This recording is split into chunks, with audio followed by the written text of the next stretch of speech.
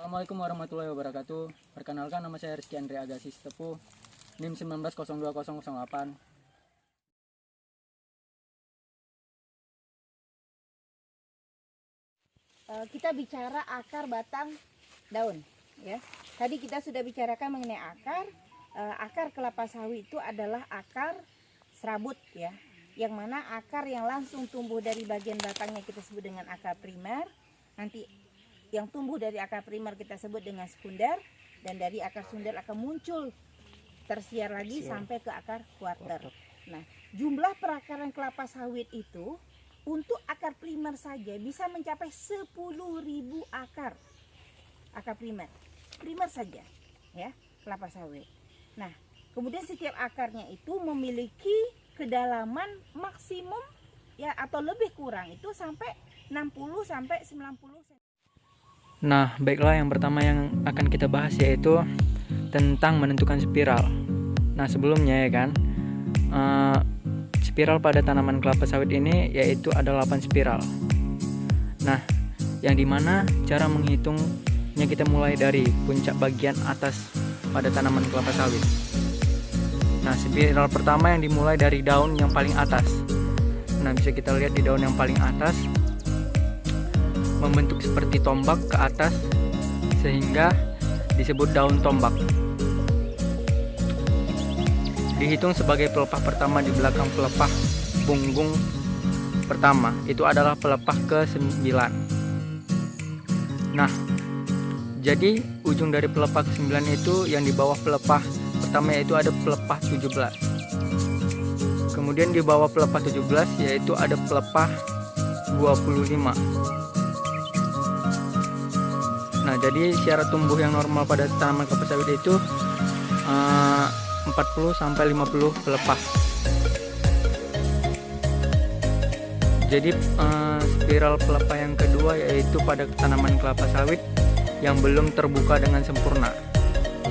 Di belakang pelepah kedua yaitu ada pelepah 8. Kemudian di ujung pelepah 8 itu ada pelepah 16. Nah,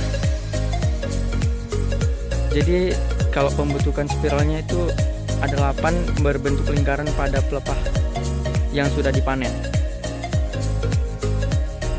Nah, baiklah, hanya segitu yang bisa saya sampaikan. Kemudian yang kita bahas yaitu bunga kelapa sawit, yang dimana bunga kelapa sawit ini dikatakan sebagai tanaman monoecious. Kenapa dikatakan tanaman monoecious? Yaitu karena dalam pokoknya memiliki bunga jantan dan bunga betina. Yang bisa kita lihat bunga yang berbentuk lancip-lancip ini adalah bunga jantannya. Kemudian bunga yang sudah berbentuk buah berwarna hitam yaitu adalah bunga betina. Jarang sekali kita temukan di tanaman kelapa sawit ini yaitu bunga hemadroid. Kemudian pembentukan bunga jantan disebut sebagai mayang. Nah, ini adalah disebut sebagai mayang atau spadik. Tanaman ini bisa kita ketahui dengan cara 9 bulan.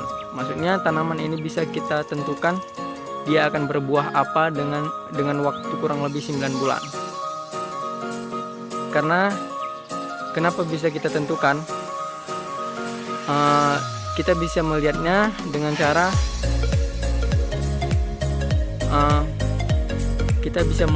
cara menunggu waktu kurang lebih 9 bulan. Karena sangat dipengaruhi oleh nutrisi pada tanaman kelapa sawit itu sendiri. Nah, bisa kita lihat mungkin saja sang pemilik sudah memberikan pupuk sebagai bahan nutrisi pada tanaman kelapa sawit tersebut. Nah, kalau tidak diberi pupuk, maka bunga yang akan muncul yaitu bunga jantan. Nah, ini adalah bunga jantannya. Nah, jadi kalau nutrisinya itu kurang, bisa kita taksirkan 9 bulan kemudian bunga yang akan muncul yaitu bunga jantan. Begitu juga kalau nutrisinya itu lengkap, bunga yang akan keluar yaitu bunga betina. Jadi untuk nutrisi yang bagus itu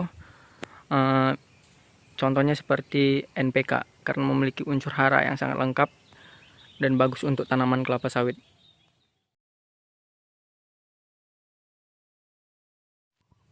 Nah, kemudian buah pada tanaman kelapa sawit tergolong sebagai tanaman monokotil, yaitu buah banjemuk.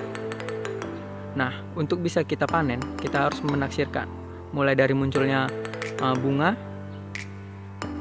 hingga sampai berbuah begini, yaitu butuh waktu 6 bulan. Nah, kemudian bagaimana sih tanda-tanda buah yang harus dipanen? Yang pertama, kita harus melihat jika bentuk warna buah itu masih hitam atau hijau, buah tersebut belum layak kita panen. Nah, jika buah sudah berwarna merah dan memiliki berondolan yang jatuh di bawahnya, yaitu kurang lebih dari 5-8 berondolan, buah tersebut sudah bisa kita panen. Ini adalah ciri-ciri tanaman kelapa sawit yang berbuah lumayan banyak. Nah, ini adalah tanda ciri-ciri buah yang sudah dapat dipanen, yaitu memiliki warna kemerahan dan tekstur buahnya itu sudah menjadi berondolan gitu.